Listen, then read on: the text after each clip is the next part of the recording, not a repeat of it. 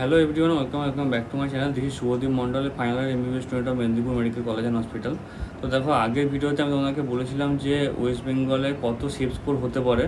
তো আজকে আমি তোমাদেরকে ক্যাটাগরি ওয়াইজ কত কাট অফ থাকতে পারে তার একটা ওভারঅল তোমাদেরকে আন্দাজ আমি দেবো।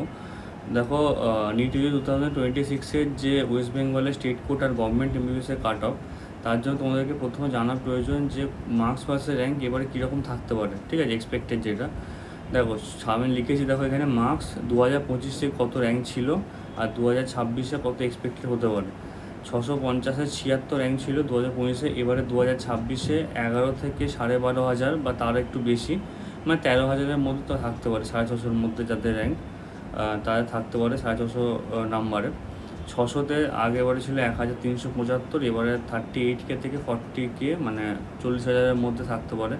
এটা মানে 2024 যে কাট অফ গিয়েছিলো তার চেয়ে একটু কম যাবে, কারণ কোশ্চেন পেপারটা ওরকমই ছিল। আর 550-তে তোমাদের 12,469 র্যাঙ্ক ছিল 2025-এ, এবারে 65 থেকে 66.5K থাকার সম্ভাবনা রয়েছে। 500-তে আগেবারে ছিল হচ্ছে 52,685 অল ইন্ডিয়া র্যাঙ্ক, এবারে 1,30,000 থেকে 1,35,000-এর মধ্যে থাকতে পারে। 400-তে আগেবারে ছিল 2,11,350 অল ইন্ডিয়া র্যাঙ্ক, এবারে 3 লাখ প্লাস থাকতে পারে। আর 350-তে 3,17,240 ছিল, এবার 4 লাখ প্লাস থাকতে পারে।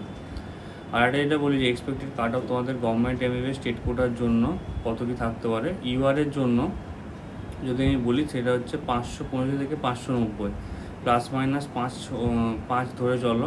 মোটামুটি এবারে যা খবর আছে অনেক হয়তো West Bengal government MBBS seat বাড়বে, কিন্তু আমি কোনো সিট বাড়া না ধরেই এটা ক্যালকুলেট করেছি, আর যেরকম ইনপুট আমি পেয়েছি বাকিদের থেকে, তো সেইটা আমি বলছি। আর ওবিসি এ হচ্ছে 570 থেকে 574, যেটা হচ্ছে প্লাস মাইনাস 5, আর ওবিসি বি হচ্ছে 515 থেকে প্লাস মাইনাস 5, ইডব্লিউএস হচ্ছে 515 plus minus 10, SC 470 plus minus 10, আর এসটি 250 প্লাস মাইনাস 10।